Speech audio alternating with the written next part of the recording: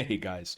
So I promised that as soon as the servers came up today and we were able to unlock Renown 30 and unlock Nadjia's Dauntless Duelist Soulbind ability, that I would get an answer for you guys on exactly how it works.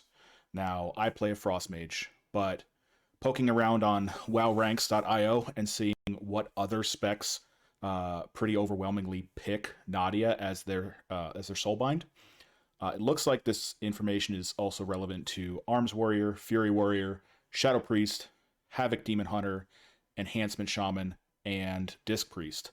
Now I'm only getting that information from stats. I don't play any of these classes, so if I'm wrong on that, if Nadjia is not your best Soulbind, please let me know, and I'll kind of annotate that. But it looks like all those specs pretty heavily pick Nadjia as their Soulbind, so this information may be very relevant to all of those classes and which soulbinds you pick going forward now that we have 30 renown.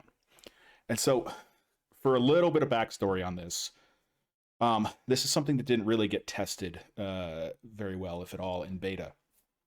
But at least in the mage theory crafting community, they've been assuming, if not hoping, that the way Dauntless Duelist would work uh,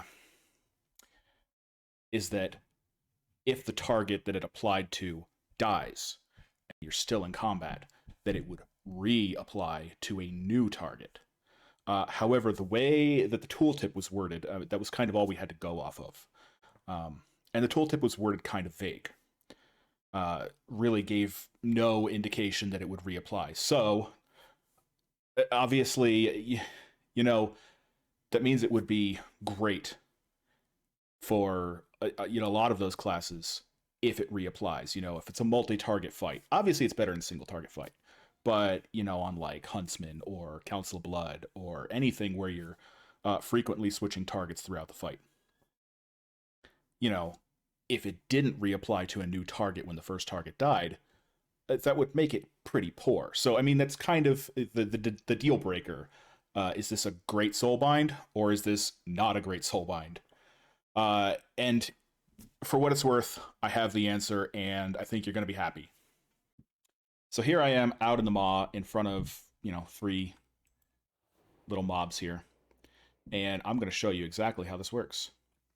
We're going to approach these guys and hit Frost Nova, and obviously you can see that red arrow applied to this one right in front of me. So I'm going to kill that guy, and there you go. It reapplies. I'm still in combat, and it just reapplied to this guy. Now it's going to reapply to this guy.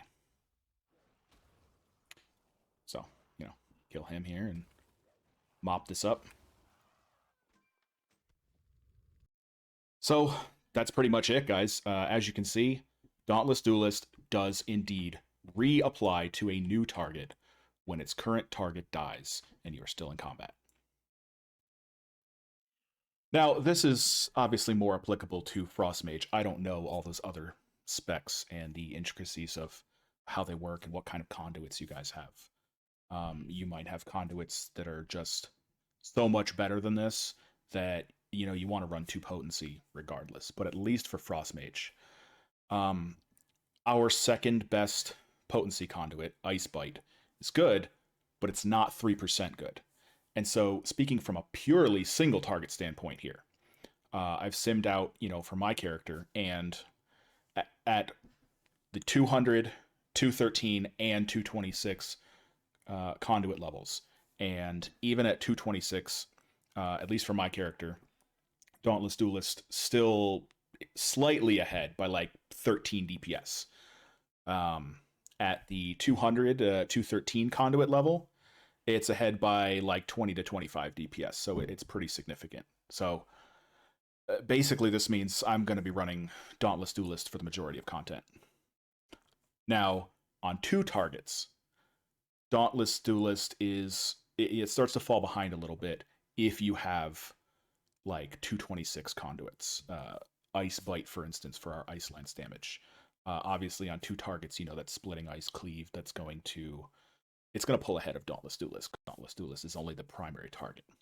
And yes, the secondary, the damage that the secondary cleave target takes is, based off the primary target. But still, the Ice Bite is going to buff both of them, and like I said, it starts to pull ahead.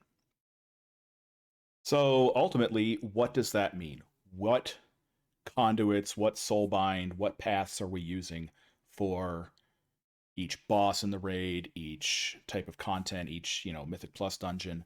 And I'm going to put a graphic up here on the screen that kind of attempts to illustrate my thoughts on when you're going to use each possible setup. Now, I totally understand not everyone is going to have the money to burn on tomes to constantly change your conduits and conduit energy to keep swapping out, maybe Ice Bite for Unrelenting Cold when you go do Mythic Plus dungeons.